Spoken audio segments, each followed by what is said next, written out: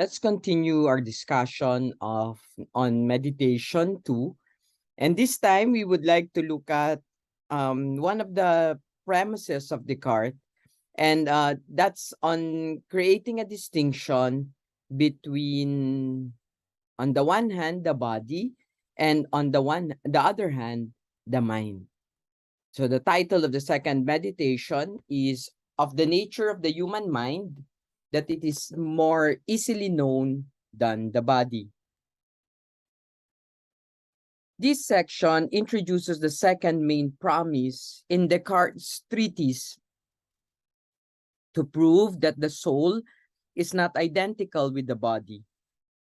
He argues that the self, soul, ego, person, or subject is an essentially thinking thing, and that the body is only accidental and not essential to the existence of thought, and hence to that which thinks. He asks whether his existence depends on that of his body, and quickly decides that he must be something other than and different from his physical flesh and blood. In this respect, Descartes is more closely in agreement with Socrates and Plato than he is with Aristotle.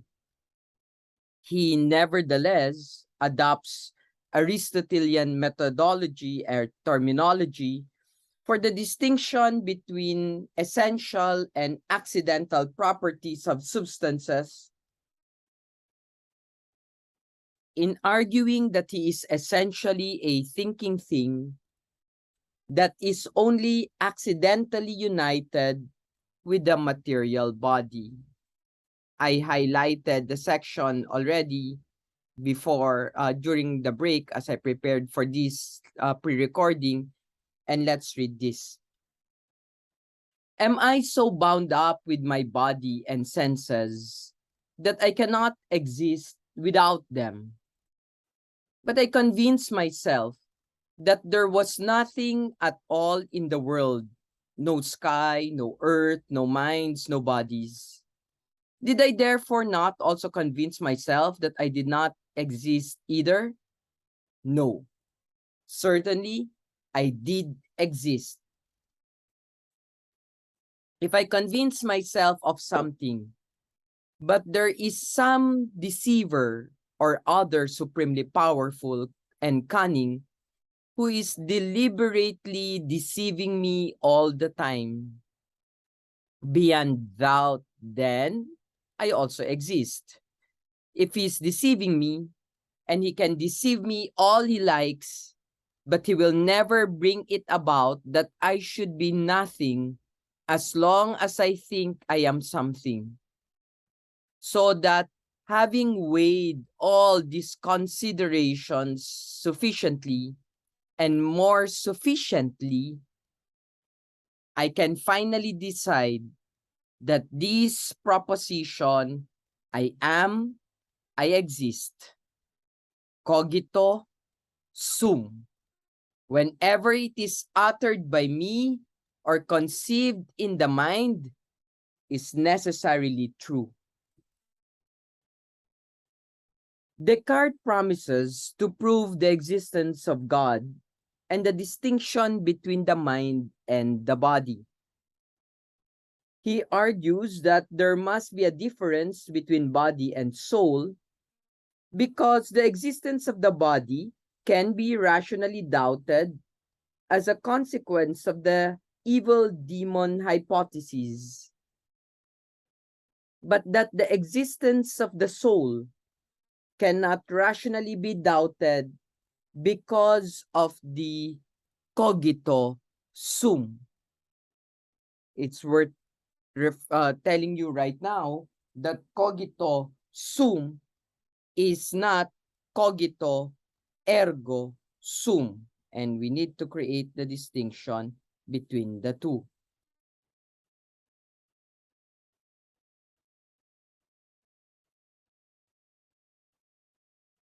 in the meditations, you never read cogito ergo sum, you only read cogito sum. Descartes relies on sense perception for his belief that he has a physical body. He sees his torso and limbs when he looks down or in a mirror. At the same time, he experiences other perceptual aspects of his body by means of his other senses, including proprioception as an extension of the sense of touch. The evil demon hypothesis is meant to cast doubt on all sensation-based perceptual belief. If the demon is at his deviltry when Descartes consults his senses for evidence of his possession of a body, then any of the data by which Descartes comes to believe in the existence of his body can be doubted. He must then, in keeping with his resolve to reign in knowledge to the limits of the evil demon hypothesis, adopt an attitude of doubt, or at least agnostic suspension of belief with respect to the existence of his body or any of its perceived parts.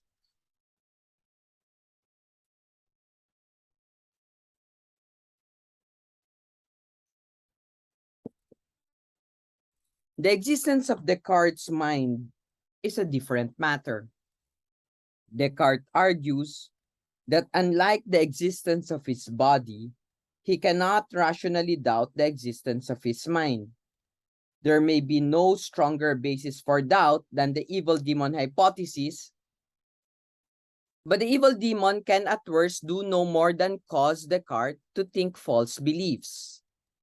If Descartes doubts, then he thinks, and if he thinks, then he exists. He exists in that the event as a combination of body and spirit. He is not essentially body, but only accidentally embodied. His mind is not simply his body or a part of his body, because he has epistemically certain knowledge that his mind exists, but not that his body exists. Body and mind, therefore, cannot be the same. To believe that an evil demon deceives him about the truthfulness of his perceptions as information about the real state of the world, Descartes must still exist as essentially a thinker, a thinking thing that can be deceived. With the difference between the better knowability of the mind and the lesser knowability of the body as background, Descartes begins to reflect on what kind of thing he is, whether essentially material or immaterial, or something else again. And he says, but I do not yet understand well enough who I am. But he admits I, who now necessarily exist. He pauses to reconsider some of his previously unquestioned beliefs about himself prior to taking up the evil demon hypothesis as a challenge to the truth of his beliefs. Let's read this long intersection in a bit. So let's read this. So what in fact did I think I was before all this? A human being, of course. But what is a human being? Shall I say a rational animal? No, for then I should have to examine what exactly an animal is and what rational is. And hence, starting with one question, I should stumble into more and more difficult ones. Nor do I now have so much leisure that I can afford to fritter it away on subtleties of this kind. But here, I shall rather direct my attention to the thoughts that spontaneously and by nature's prompting came to my mind beforehand. Whenever I considered that what I was, the first was that I have a face, hands, arms, and this whole mechanism of limbs, such as we see even in corpses. This I referred to as the body. He recalls that none of these properties can justifiably be predicated of himself, and that none of his beliefs in this category can be sustained in opposition to the evil demon hypothesis, which, while it remains in place, if he ever if he is ever to restore belief in the existence of the body, Descartes makes clear it can only be by first arriving at good reasons for rejecting the evil demon hypothesis, not only as false, but as impossible, as an epistemically certain conclusion that logically no evil demon can diabolically instill our cognition with confusion, falsehood, or deceit. We can read further. Can I affirm that I possess the slightest thing of all those that I have just said belong to the nature of body? I consider, I think, I go over it all in my mind. Nothing comes up. It would be a waste of effort to go through the list again. But what about the attributes I use to ascribe to the soul? What about taking nourishment or moving? But since I now have no body, there are also nothing but illusions. What about sense perception? But certainly this does not take place without a body. And I have seemed to perceive very many things when asleep that I later realized I had not perceived. What about thinking? Here I do find something. It is thought. This alone cannot be stripped from me. I am, I exist. This is certain. But for how long? Certainly only for as long as I am thinking. Perhaps if I were to cease from all thinking, it might also come to pass that I might immediately cease altogether to exist. I am now admitting nothing except what is necessarily true. I am therefore speaking precisely only of a thinking thing, that is a mind, a soul, or an intellect, or a reason. Words, the meaning of which was previously unknown to me. I am therefore a true thing, and only that truly exists. But what kind of thing? I have said it already. One that thinks. The implication is that Descartes believes with epistemic certainty that he exists, but does not know, while the evil demon hypothesis yet prevails, that his body exists. Therefore, he concludes he is not identical with his body, nor is he essentially an embodied thing. Rather, he is an essentially thinking thing, because although he can rationally doubt the existence of his body, he cannot rationally doubt the existence of his mind. If it is true that Descartes can know with epistemic certainty that he is essentially a thinking thing that is only accidentally embodied in a perceivable flesh and blood body, then the soul as the thinking part of the person must be distinct from the physical body, and hence in principle capable of surviving the body's death. This is just as Orthodox Christianity and other traditional religions teach their followers as an article of faith, but which Descartes believes he has now rationally justified. The demonstration of the difference of body and soul in Descartes' meditation too depends on the evil demon hypothesis and the cogito sum. Were it not for the cogito sum, Descartes would succumb entirely to what he calls the whirlpool of doubt. The fact that he exists whenever he thinks and can know this to be epistemically certain for at least as long as he thinks is the Archimedean point with which Descartes expects to attain great things. in his project to establish a new and revolutionary first philosophy to replace Aristotle's and to establish new and revolutionary epistemically certain foundations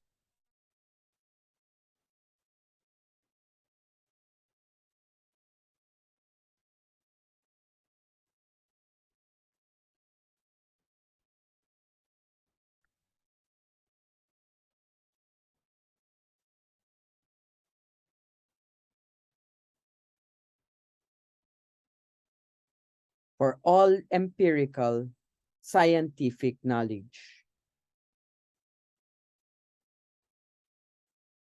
He's saying a lot, I know, but perhaps it's also very interesting to ask the question again whether Descartes was in fact successful in arriving at his proof. Did Descartes really clarify what it means to become a thinking thing is something that we will have to think about. But in the comment section below, please answer this question. What are the consequences of Descartes' attempt to distinguish the body and mind? So what are the consequences of Descartes' attempt to distinguish the body from the mind? If the lecture is clear, please put your answers in the comment section below. If not, please repeat the video again. Thank you.